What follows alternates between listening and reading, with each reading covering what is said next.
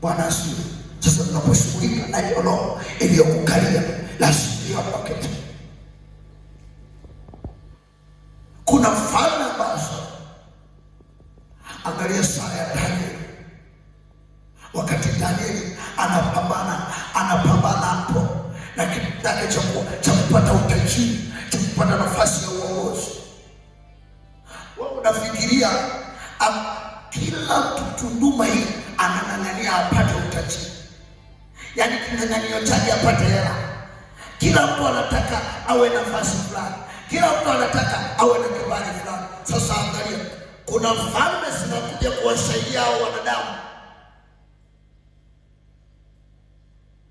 ambazo hizo falme zinaweza zikawa za giza au falme za Mungu, kuwasaidia hao wanadamu wakafikia kwenye nafasi zao za juu. Sasa ni lazima ushughulike na chochote kilicho kwenye maisha yako ambacho kimekamata maisha yako.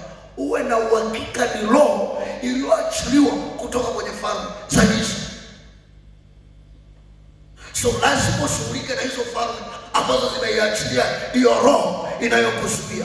So roho ya Bwana inapokuja, inakuja kukuondoa kwenye matatizo, kwenye njaa na kwenye ukame. Ilipoachiliwa roho ya Mungu usiku ule, iliua ufalme wa Farao. Ilipoua ufalme wa Farao, asubuhi anawaambia nawapa ruhusa mwende.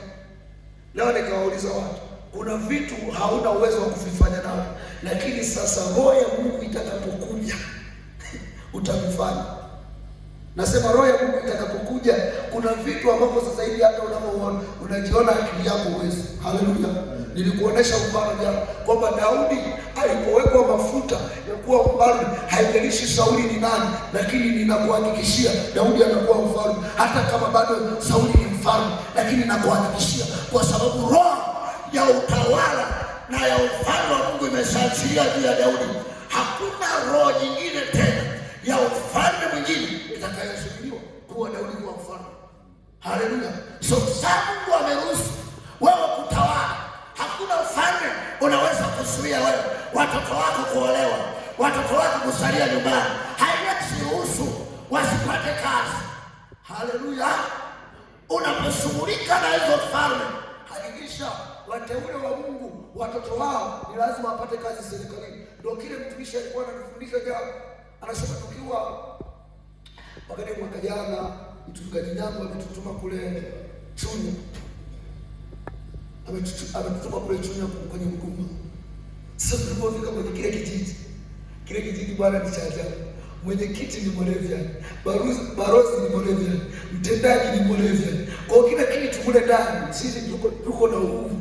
Yaani wote uongozi wa ile eneo wote ni wa Moravian. Sasa fikiria, yaani tulikuwa na raha kwa hakuna cha kusema tunaenda kwa barozi, hakuna cha kwenda kwa mwenyekiti, hakuna cha kwenda kwa nani. Sisi wote kule ndani ni wa Moravian. Sasa angalia hapo ndani, hakutaki kibali. Kibali kishatoka mazima. Yaani kishatoka muda. Kama unataka kumaliza saa 12:30, endelee tu. So unajua sheria za kijiji, lazima saa 12 muwe mmefunga. Lakini sasa kwa sababu wote ni wa Moravian, tunafika muda tunaotaka. Haleluya. Falme inapotawala ndio inayoamua matokeo. Unaelewa kwenye nchi kuna ufalme gani kwenye eneo? Kwa kuna mambo ambayo yanaweza yakakaa kwenye maisha yako, yamekaa na yamekung'ang'ania.